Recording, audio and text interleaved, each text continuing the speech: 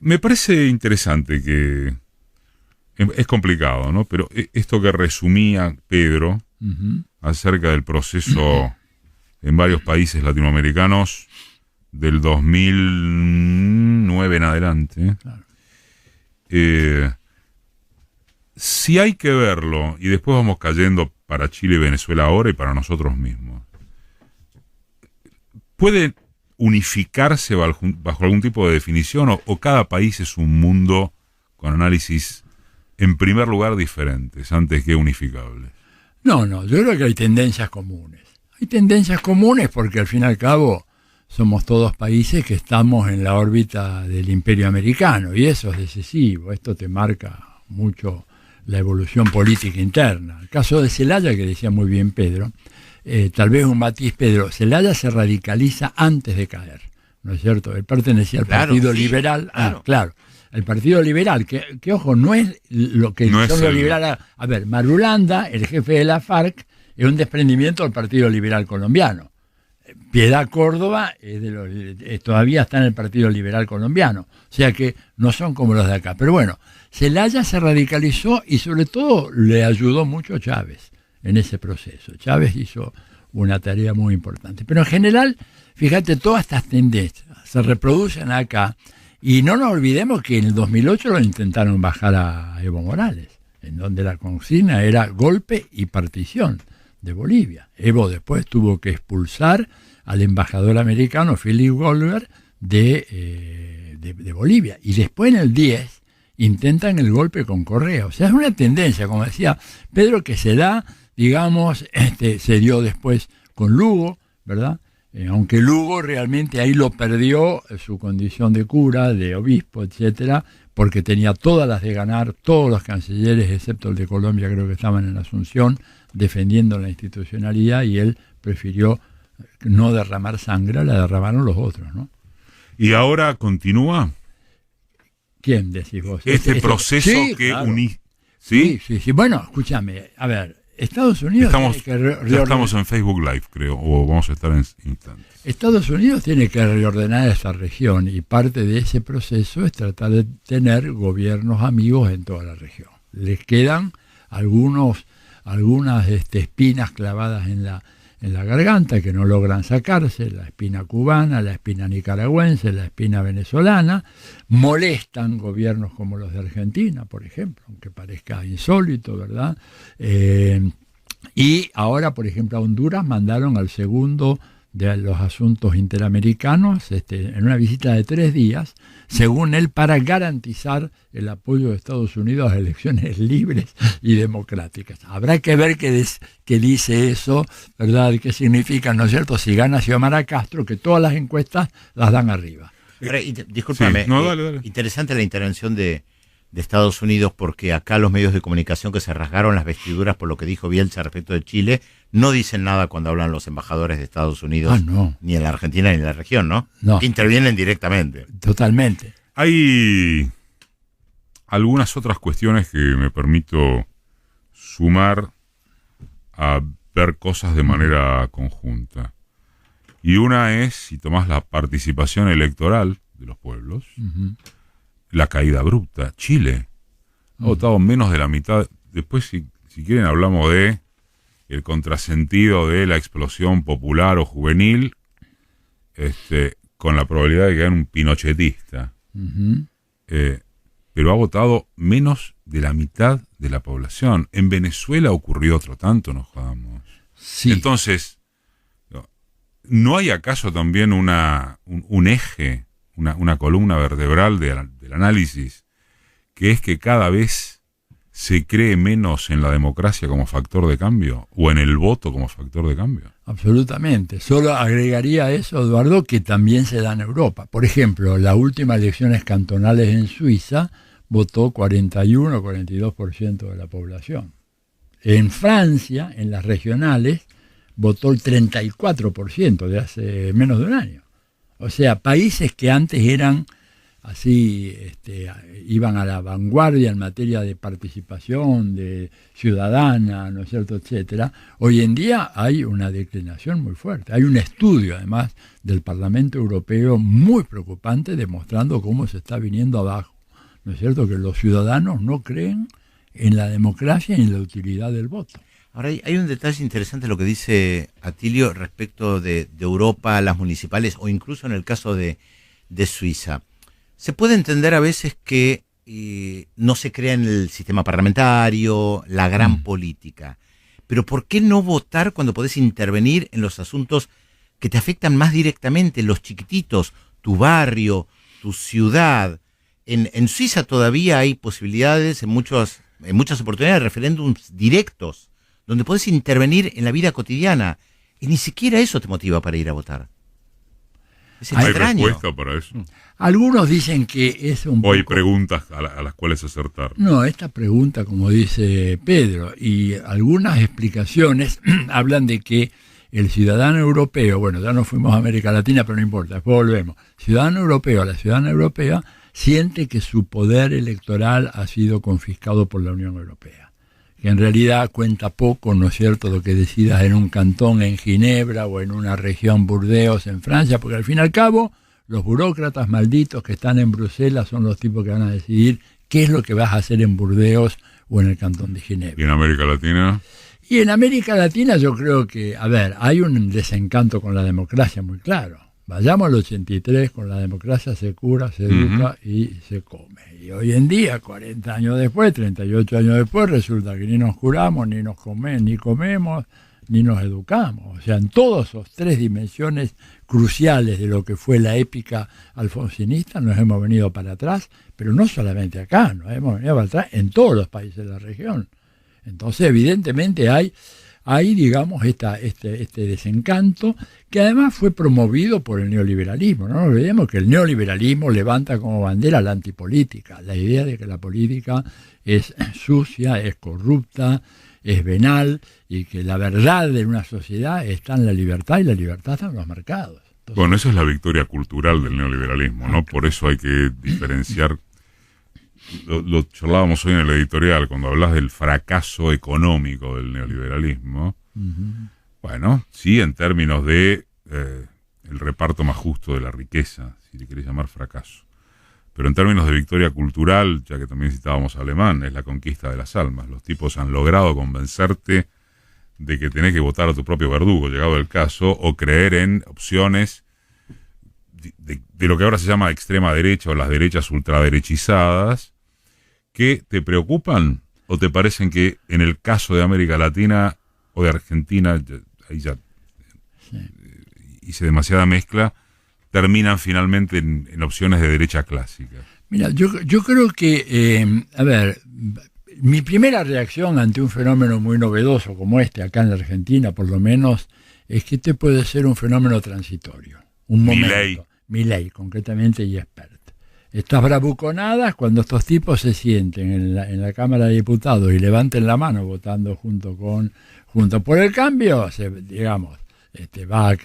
claro de que estos tipos no representan una extrema derecha, sino que fue una estratagema propagandística para atraer la votación de gente muy disgustada y para quien los discursos más aflautados de la derecha convencional no le decían gran cosa. ¿Y el chileno? El chileno es más orgánica, la cosa es más preocupante, porque vos sabés que yo estuve viendo últimamente una serie, se llama La Colonia Dignidad, se la recomiendo. Sí. Cuando vos ves La Colonia Dignidad, que es una colonia alemana fundada en Chile, y ves el arraigo que tuvo eso en toda esa población, en las poblaciones que estaban en el sur de Chile, te das cuenta que hay un núcleo duro de derecha muy, muy fuerte, mucho más fuerte que el de acá. Acá es más bien gorila, ¿no es cierto? Aquel es mucho más ideológico, no está tan centrado... Mucho más oligárquico, ¿no? Devenido de la vieja oligarquía patricia. Absolutamente, que ha sobrevivido a los cambios en Chile, etcétera. Entonces me preocupa mucho, y además me preocupa mucho porque creo que Kast tiene en este momento muy grandes posibilidades de ser elegido. ¿Y Bolsonaro no representó algo de esto también? Bolsonaro también representó algo de esto, y Bolsonaro, fíjate que está con intención de votos del 32%, en este momento contra 38 de Lula, contra 38 de Lula. Entonces, digo, un tercio de los brasileños, por lo menos, digamos, con Bolsonaro, te das cuenta, a pesar de la debacle que ha producido, la crisis, el holocausto sanitario de Bolsonaro, los problemas económicos, la inflación, que en Brasil, viste, la inflación era, no era un tema. No era un tema, y pese a eso el tipo sigue teniendo ese núcleo duro, ¿verdad? Muy importante. Y Lula, ¿Qué angustias intelectuales o emocionales te produce esta descripción que estás haciendo en torno de la desconfianza popular en la democracia, la entronización de estos personajes? ¿Qué cosas has tenido que revisar de tus posturas ideológicas o políticas, o al revés, confirmarlas? No, por supuesto, yo así en mis posturas ideológicas estoy siempre sometiéndolas a una autocrítica, ¿verdad? Porque la realidad es la realidad, y en la medida que va cambiando vos tenés que, no te digo cambiás de postura, pero sí tenés interpretaciones o análisis que tienen que ser más refinados para dar cuenta de esa realidad. El capitalismo de hoy, por ejemplo, en la Argentina, cuando se habla de un modelo productivista, digo, esto va en contra de lo que es la tendencia mundial del capitalismo, que es este capitalismo en donde está financiarización del capital. Financiarización absoluta del capital. Entonces, de repente pensar qué es lo que más me angustia, bueno, que desde la izquierda no tengamos una respuesta orgánica, clara, rotunda, contundente para todos estos desafíos. Y eso, por ejemplo, acá en la Argentina se está viendo muy claramente, cuando vos mirás el tema de la deuda externa, ¿no es cierto?, que se soslaya que a nivel mundial hay muchos autores ya que están hablando de que lo que se viene a la salida de la pandemia, cuando esto efectivamente se produzca, es un jubileo universal de la deuda.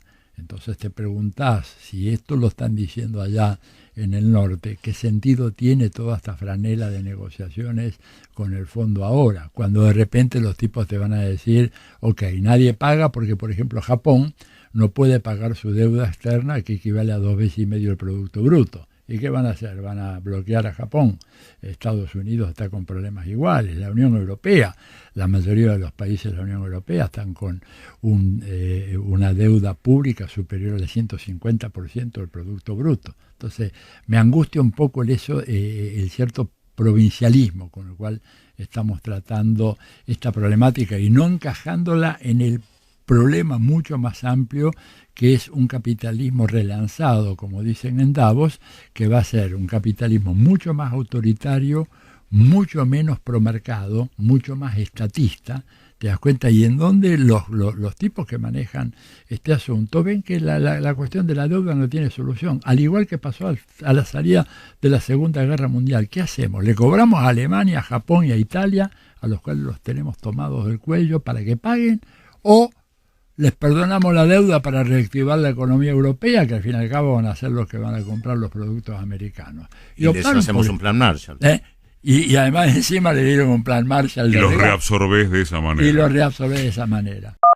Porque hablábamos de la extrema derecha en algunos casos y da la sensación que muchos sectores de la izquierda son parte del establishment y que la transgresión viene por derecha. Un poco lo que dice Pablo Stefanoni, también la rebeldía ahora de derecha. Va por derecha. Vos ves a un Milei, a un Bolsonaro, a un Trump, a un Abascal de Vox, son transgresores. ¿Por qué la izquierda no tiene figuras transgresoras?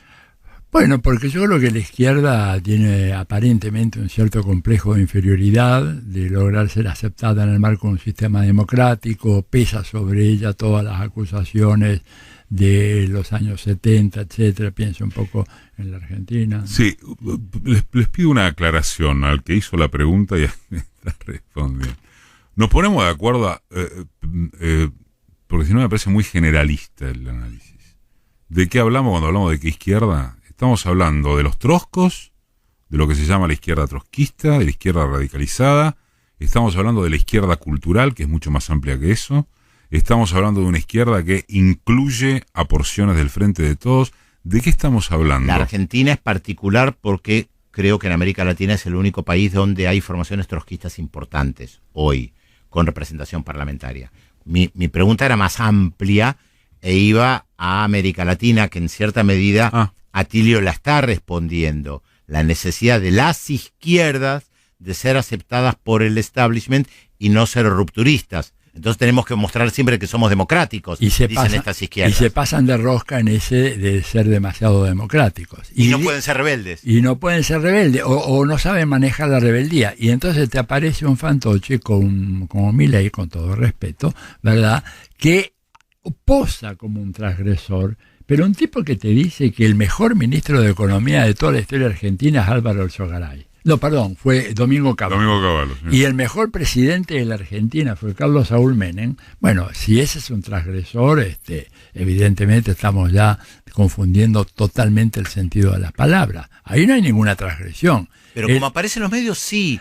Despeinado, irrita, provocador. Sí. En ese sentido la transgresión. En ese sentido sí, pero es muy superficial ese sentido. ¿Cuánto dura eso? No sé, salió tercera fuerza en la capital federal. Está bien, pero bueno, ahí yo creo que porque me parece a mí que hay un tema que también en la izquierda se subestima totalmente, es que la campaña política es un arte, no es una cuestión que pueda hacer cualquiera. Y cuando vos mirás la campaña política que hizo el Frente de Todos, la verdad que digo... Sí, fue horrible. Horrible, lo menos que se puede. Entonces, ganaron estos otros tipos, pero bueno, nosotros les facilitamos las cosas, como una campaña sin brillo. Está bien, hay un terreno desierto dejado por las izquierdas. Claro. Lo que dice Pedro es cierto, digo. Ahora, tampoco... Vamos a ponernos de acuerdo en lo siguiente, Pedro. Si vos tomás el crecimiento de la izquierda trotskista, del FIT-U, estás hablando de entre un 4 y pico % un 6. A nivel nacional. Sí. Con aspectos relevantes como el 25% en Jujuy. Sí. Y alrededor del 9 a 10 en Almirante Brown, sectores de la tercera sección electoral. Por supuesto, después podemos discutir si eso es un voto ideológico o es un voto bronca, que sí ha sabido canalizar esos sectores. El sector de esa izquierda ha sabido canalizar esos sectores con un discurso más directo. Ahora, lo que dice Atilio es, bueno, el espacio que quedó libre, la rebeldía, la falta de transgresión, que es a donde vos apuntaste, es porque no está encontrando que la izquierda cultural y la izquierda política en general. O mira, la izquierda política que está, por ejemplo, en el Frente de Todos. Bueno, por eso. Que se ha llamado un silencio que es realmente embarazoso, por decir una palabra suave. ¿Te das cuenta? Es decir, el Frente de Todos está compuesto por una veintena de organizaciones, varias de las cuales son organizaciones de izquierda, que se identifican con el marxismo, etcétera, etcétera, y sin embargo, la forma como se estructura el proceso político y decisorio en la Argentina hace que esos grupos no tengan prácticamente ninguna gravitación, no digo en el proceso de toma de decisiones, siquiera en el planteamiento de problemas y de temas, que lo salen a hacer entonces la izquierda trotskista de una manera muy clara, ¿verdad?, con un activismo callejero muy significativo. Y eso evidentemente paga. Pero tampoco transgresora. No, tampoco. Tenía que ver con esto que vos decís del establishment. Una Miriam Bregman es muy del establishment, no lo digo negativamente, ¿eh? No. La respeto mucho. Nicolás del Caño también. No hay del establishment institucional. ¿Y qué cree que sean? Yo no dije que quería que fueran otra cosa. Yo estoy planteando por qué hoy no lo hay y sí lo hay en la derecha. Absolutamente. Más allá de lo que yo quisiera que fuere. Pero las derechas tienen una protección que los otros no tienen. Cuando vos tenés la protección de todos los grandes medios de comunicación, los grandes bancos, las grandes empresas, digo, es muy fácil hacer un show de transgresión. Total, después te vas a tu casa, en realidad decís, vamos a aplicar las políticas neoliberales a ultranza, como va a ser Cast y como va a ser Milei, digamos, o como hacen Spert. Digo, estos tipos no tienen un pelo, están lejos a la derecha de Adam Smith. Así sí, te claro. Digo, lejos. Sí. Claro, o sea, no tienen nada de transgresores. Pero la apariencia, en un mundo donde la política se convierte en un espectáculo, bueno, evidentemente el señor Milei, total así, con ese aspecto que tiene, así juvenil o desenfadado, mal hablado, soez por momentos, bueno, llama la atención. ¿Ante qué cosa? Bueno, ante el gris que permea a lo largo de toda la dirigencia política, con algunas pocas excepciones, no quiero ser injusto, pero en general, digamos, no tenemos una figura deslumbrante que vos puedas decir, bueno, con esto podemos avanzar. No lo tenemos. Entonces, un tipo como Milei capitaliza eso, Bolsonaro capitaliza eso. Y Bolsonaro, ojo, que puede hacer una elección muy importante en octubre, porque si lo que dice el Lula se confirma que va a ir en fórmula con Geraldo Alckmin, el ex gobernador de San Pablo, lo ha venido diciendo, ¿verdad? Entonces, la pregunta va a ser, bueno, ¿para qué querés llegar al gobierno si vas a aplicar la misma política que los otros? Con algún matiz, que es la pregunta que además tenemos que hacernos también nosotros, ¿verdad? O sea, el otro día estaba... ¿Qué queda el cierre con eso? Dale. De los resabios del neoliberalismo que todavía siguen tan presentes en la economía argentina. Bueno, resabios que hacen que, por ejemplo, un país como este no pueda iniciar o detener lo que ha sido la estafa de Vicentín, y esta estafa, sin embargo, está siendo ventilada en el distrito sur de Manhattan, en los Estados Unidos. ¿Te das cuenta? Habla de que acá el grado de debilitamiento de la capacidad estatal de intervención ha sido tan grande que se requiere un vigoroso esfuerzo de reconstitución. Me gustaría empezar a ver síntomas claros de que se estaría avanzando en esa dirección.